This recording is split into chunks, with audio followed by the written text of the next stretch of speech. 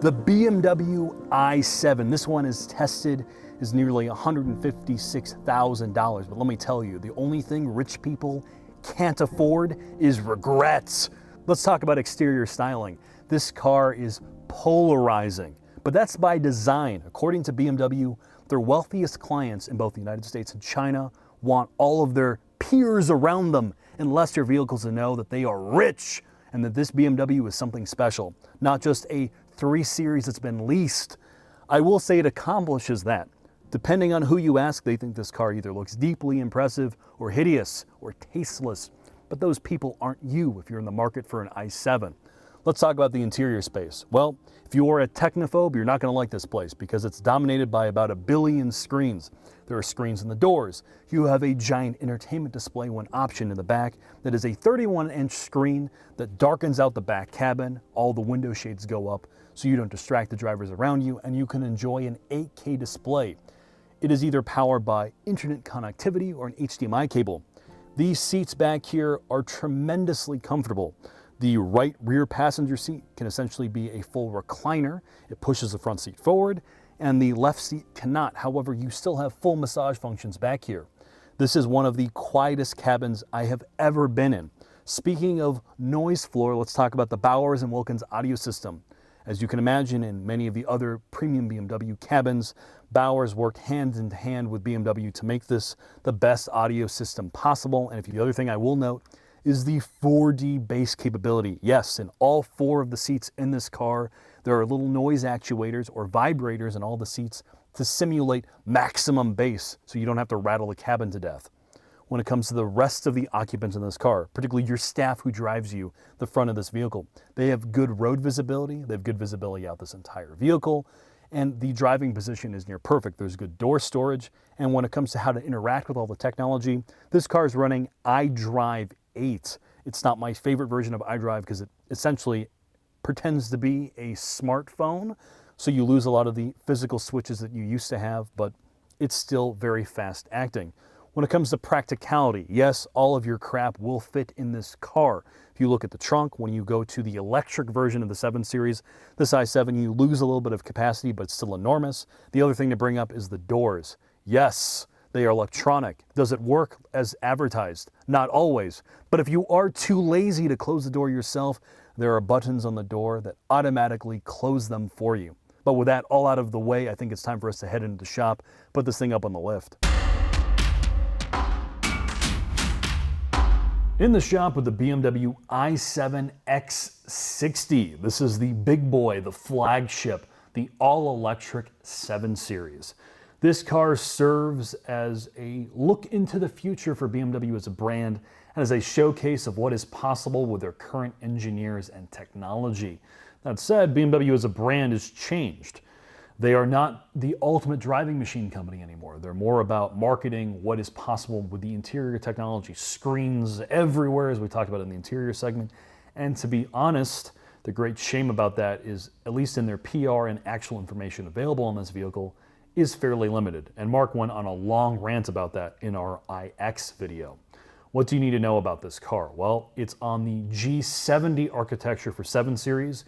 Yes, you can still get a regular 7 Series here in the US with either a B58 mild hybrid engine or an S Series V8. Both of those are very capable drivetrains and honestly don't take as many penalties as this thing has.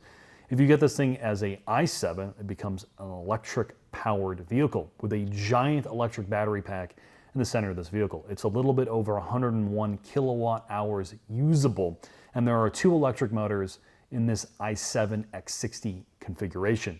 The front motor makes about 250-ish horsepower, with the rear motor making a little bit over 300. Combined, you're looking at the mid-ish low 500 horsepower range.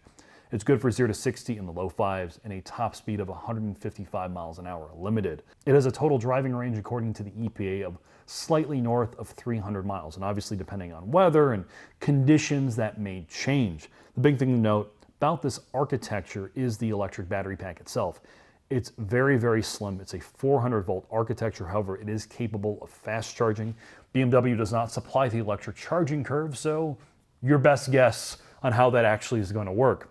One thing to note as well is this body, or this architecture of 7 Series, is much bigger than it used to be. It's over 5 inches longer, it's almost 2 inches wider, and it's far more rigid. That battery pack essentially acts as a giant noise insulator. This is one of the quietest cars I've ever been in. When it comes to suspension architecture, like 7 Series in the past, it is a multi-link car front and rear. It has air ride standard, and each individual wheel has its own air supply. So the car can regulate ride height per corner. It can raise and lower itself based upon what drive mode you're in, and it'll self-level based upon how full you have this car with rear occupants or front occupants, and depending on the road conditions themselves. This car also has available rear steer. The rear steer does its best to make this feel a little bit more nimble in parking lots and adds more high-speed stability. And when you get the M models, you can get active sway bar control as well, again, helping with the ride and body control of this vehicle. Past that though, I think it's time for us to go take this thing for a quick spin, or more accurately, have someone drive me around in this thing in complete luxury.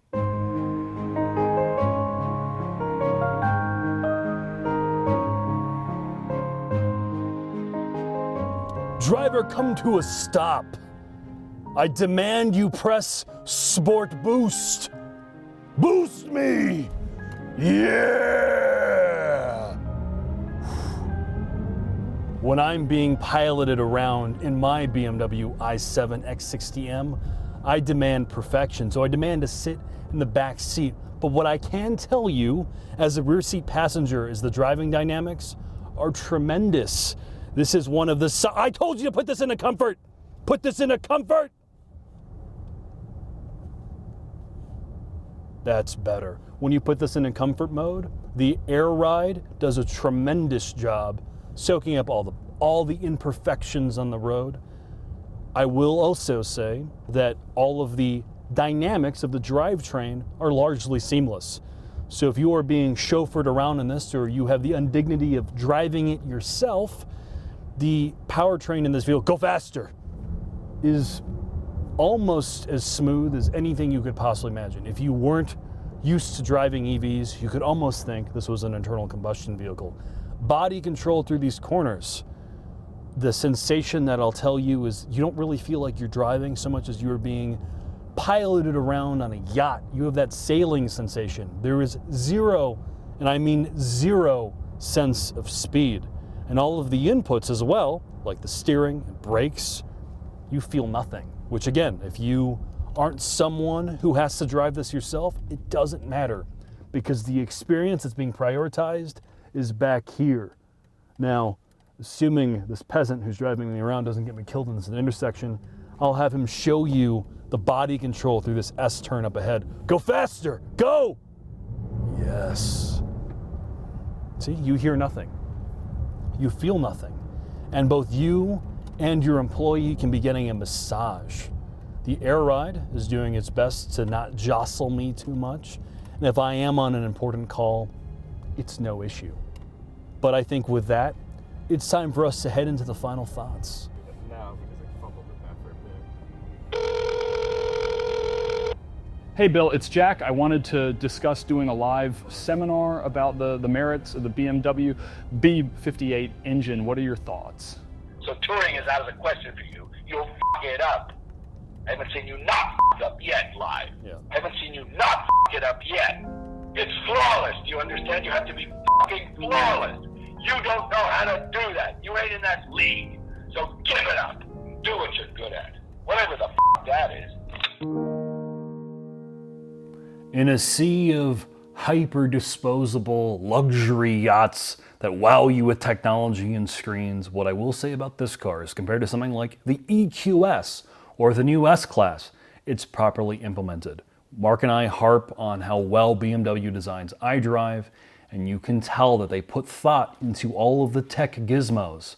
I'm going to be honest as well, despite some of the, let's call it humor in this video, this car is extraordinarily impressive. It is by far the best riding, quietest luxury vehicle I've ever been in. Is it gimmicky? Yes. Is it disposable? Yes. But is it a mechanical engineering wonder and feat for BMW? Also yes. And that's sort of the conundrum of this vehicle. Sadly, BMW didn't provide engineering support on this loan. And if you look through any of their media, And you can look it up yourself. There's nothing about the platform or the technology of this car. All they care about wowing you with is screens, and that does a big disservice to the engineers behind this product. Well, that though, thanks for watching. Hope to see you soon.